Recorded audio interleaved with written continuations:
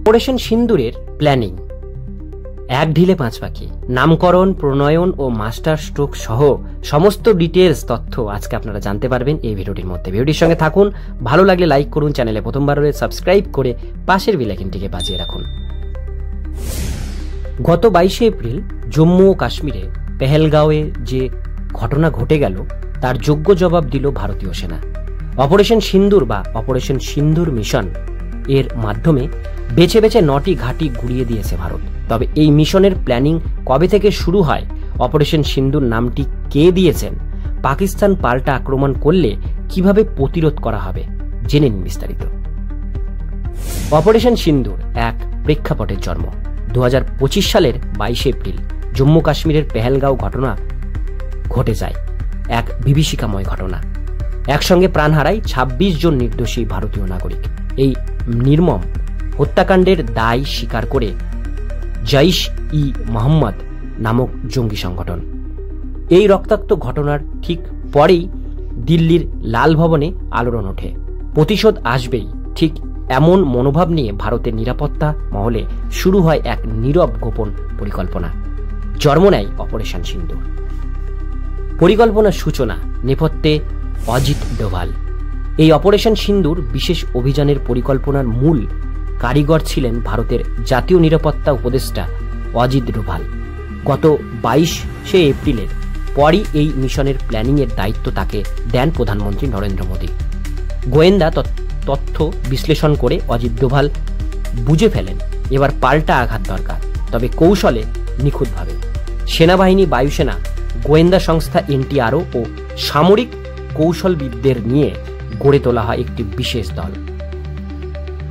দিল্লির গোপন এক স্থানে গড়ে ওঠে একটি নিয়ন্ত্রণ কক্ষ, যেখানে থেকে অপারেশন প্রতিটি পদক্ষেপ মেন্টর করা হয়।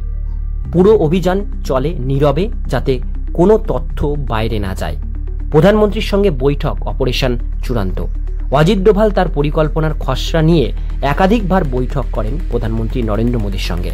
তারা ঠিক করেন এইবার পাল্টা জবাব দিতে হবে, তবে তা যেন শুধুমাত্র জঙ্গি ঘাঁটি লক্ষ্য করে হয়, কোনোভাবেই যেন সাধারণ নাগরিক বা পাক সেনা এই আক্রমণের লক্ষ্য না হয়। প্রধানমন্ত্রীর কাছ থেকে সবুজ সংকেত মিলতেই জোর কদমে মিশন প্রণয়ন ও বাস্তবায়ন প্রক্রিয়া শুরু হয়।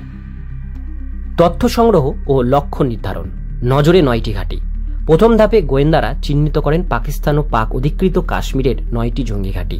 এই ঘাঁটিগুলিতে আশ্রয় নিয়েছিল জৈশ-ই-মোহাম্মদ, লস্কর-ই তৈবা ও হিজবুল মুজাহিদিনের মতো কুখ্যাত জঙ্গি সংগঠন।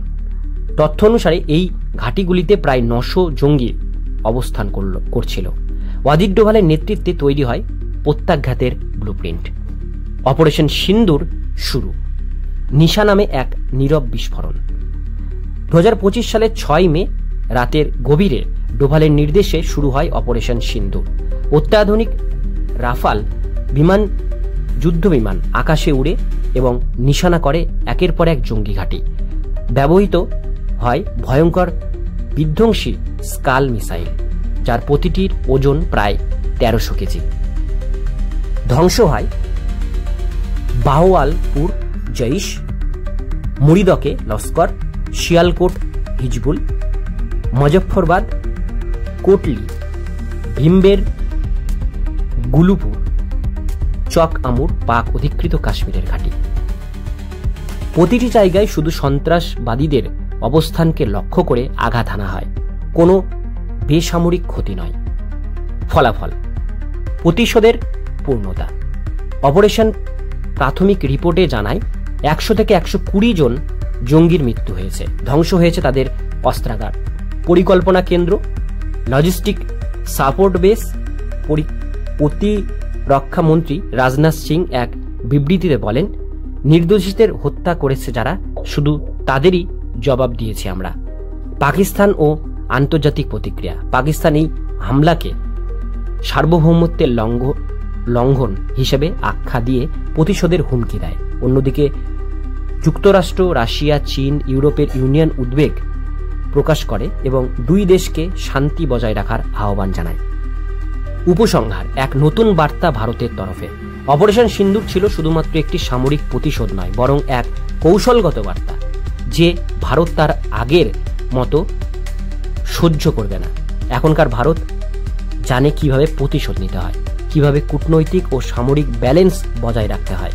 এই অপারেশন ইতিহাসে স্থান পাবে এক নিশাবিরোধী বিস্ফোরণের প্রতীক হিসাবে, যেখানে ন্যায় বিচারের আগুন জ্বলে উঠেছিল সিন্দুরের মতো উজ্জ্বল এক প্রতিশোধে। তবে পাকিস্তান তার পাল্টা দিলে তৈরি আছে ভারতীয় সেনা। ত্রিস্তরীয় এয়ার ডিফেন্স সিস্টেম রয়েছে ভারতের। একদিকে অপারেশন সিন্দুর মিশনের মাধ্যমে ভারত একদিকে যেমন পাকিস্তানকে কড়া জবাব দিল, আরেকদিকে ধর্মীয় ঐক্য ও নারী সম্মানের প্রদর্শন হলো।